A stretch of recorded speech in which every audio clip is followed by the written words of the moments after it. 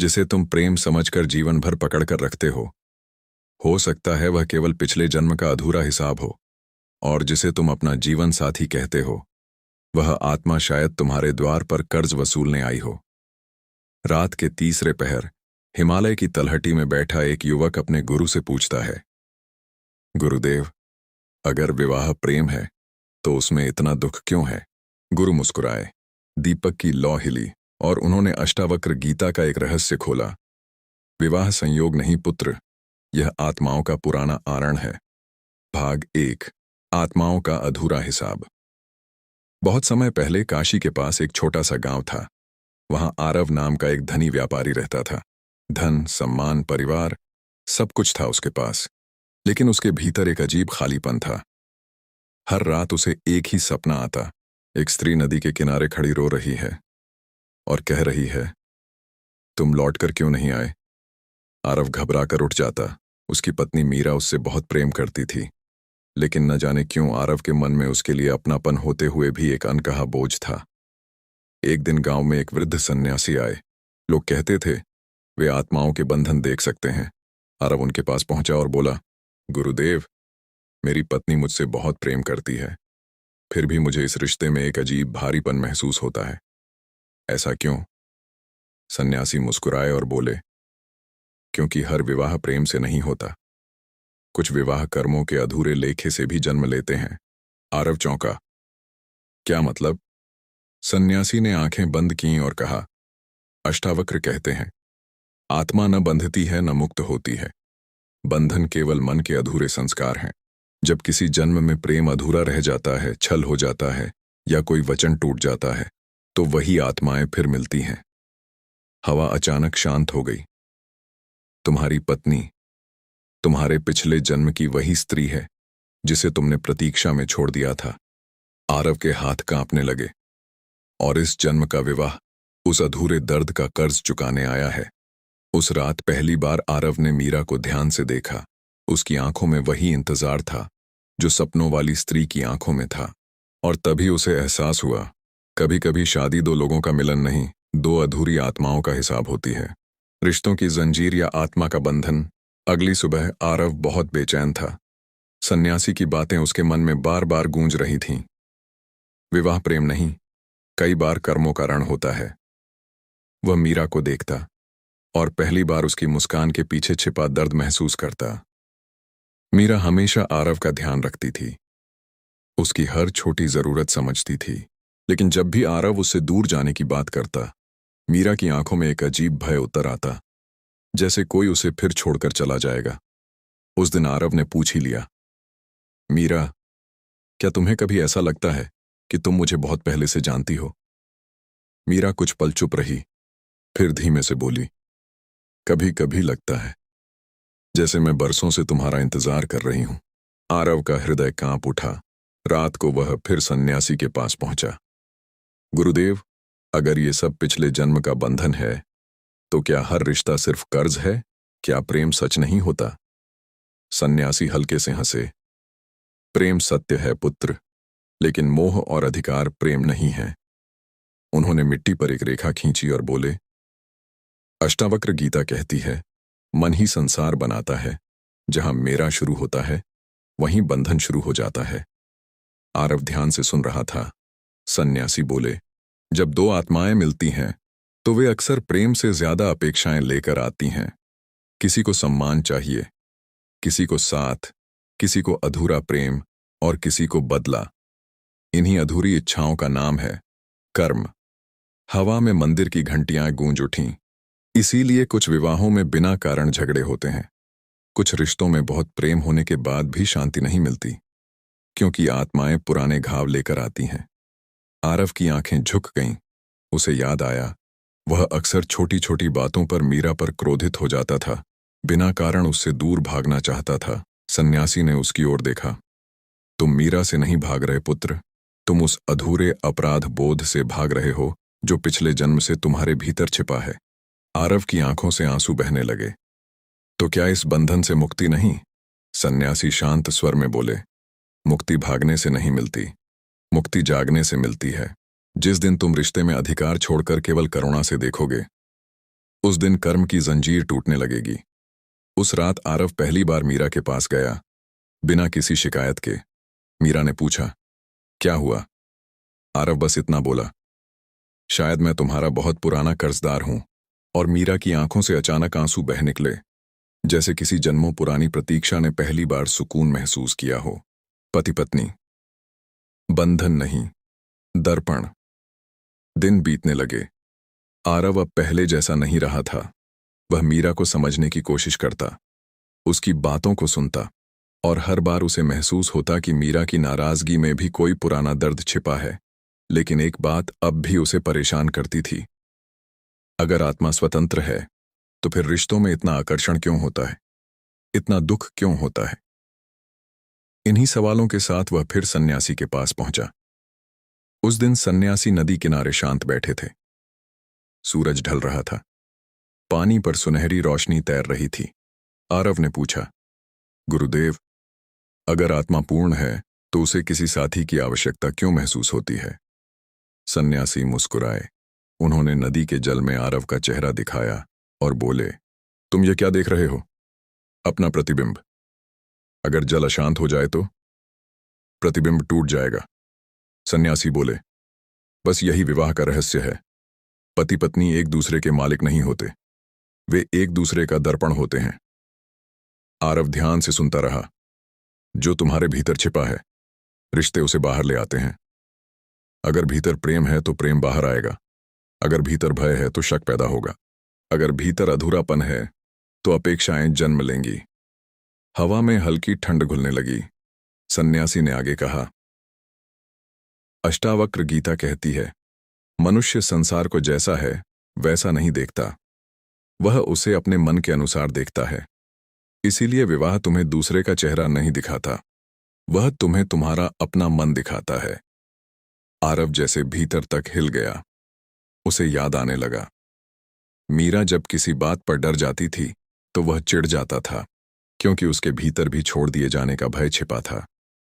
मीरा जब उससे अधिक प्रेम चाहती थी तो वह घुटन महसूस करता था, क्योंकि उसके भीतर स्वतंत्रता खोने का डर था। उसे पहली बार समझ आया, वह मीरा से नहीं लड़ रहा था, वह अपने ही मन से लड़ रहा था। सन्यासी ने कहा, जिस दिन तुम रिश्ते को युद्ध नहीं, साधना समझोगे, उसी दिन तुम्हारा दुख समाप्त होने लगेगा। विवाह का उद्देश्य केवल साथ रहना नहीं है। विवाह तुम्हें तुम्हारे अहंकार से मिलाने आता है। आरव की आंखें बंद हो गईं। उसने भीतर देखा, कितनी अपेक्षाएं, कितना डर, कितना अधिकार, और उन सब के पीछे एक अकेली आत्मा जो केवल शांति चाहती थी। सन्यासी धीरे से बोले, जब तक तुम दूसरे से सुख मांगते रहोगे, बंधन बना रहेगा। जिस दिन तुम भीतर से पूर्ण हो जाओगे, उसी दिन प्रेम जन्म लेगा। उस रात आरव घर लौटा। मीरा दीपक जला रही थी। पहले की तरह उसने कोई शिकायत नहीं की। आरव बस उसे देखता रहा। पहली बार उसे मीरा अपनी पत्नी नहीं लगी, बल्कि उसकी आत्मा का दर्पण लगी। और शायद पहली बार उसके भीतर सच्चा प्रेम जन्म लेने लगा था। पिछले जन्म का अधूरा वचन। उस रात आकाश में बादल थे, हवा भारी थी, जैसे प्रकृति स्वयं कोई रहस्य छिपाए बैठी हो। आरव देर तक सो नहीं पाया। सन्यासी की बातें उसके भीतर घूम रही थीं। कुछ लोग प्रेम देने नहीं, तुम्हें जगाने आते हैं। धीरे धीरे उसकी आंख लग गई, और तभी एक विचित्र स्वप्न शुरू हुआ। उसने देखा, वह किसी पुराने समय में खड़ा है। चारों ओर मिट्टी के घर, बैलगाड़ियां, मंदिरों की घंटियां। लेकिन इस बार वह आरव नहीं था। उसका नाम था अर्जुन। वह एक साधारण युवक था जो एक स्त्री से गहरा प्रेम करता था। उस स्त्री का नाम था गौरी। गौरी की आंखों में वही अपनापन था जो आज मीरा की आंखों में दिखता था। दोनों ने साथ जीने मरने की कस्में खाई थीं। लेकिन अर्जुन के भीतर एक और आग थी, धन और प्रसिद्धि पाने की आग। एक दिन उसने गौरी से कहा, मैं लौट कर आऊंगा, बस थोड़ा इंतजार करना। गौरी मुस्कुराई और बोली, मैं जन्मों तक प्रतीक्षा करूंगी।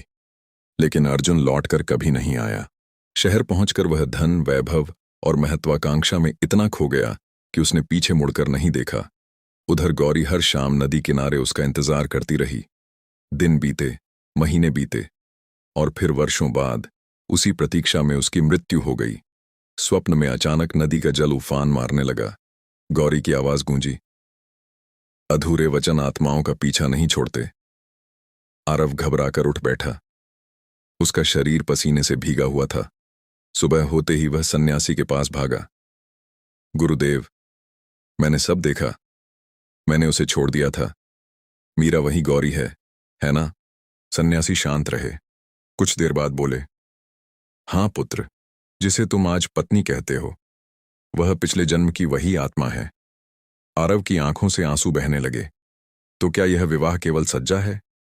सन्यासी ने गहरी सांस ली। नहीं, कर्म दंड नहीं देता। कर्म केवल अधूरापन पूरा करवाता है। अष्टावक्र कहते हैं, अज्ञान में किया गया हर कर्म मन पर छाप छोड़ देता है और वही छाप आत्माओं को बार बार मिलाती है। उन्होंने आगे कहा, लेकिन याद रखो, इस जन्म का उद्देश्य केवल पुराना कर्ज चुकाना नहीं है। इस जन्म का उद्देश्य जागना है। आरव चुप था।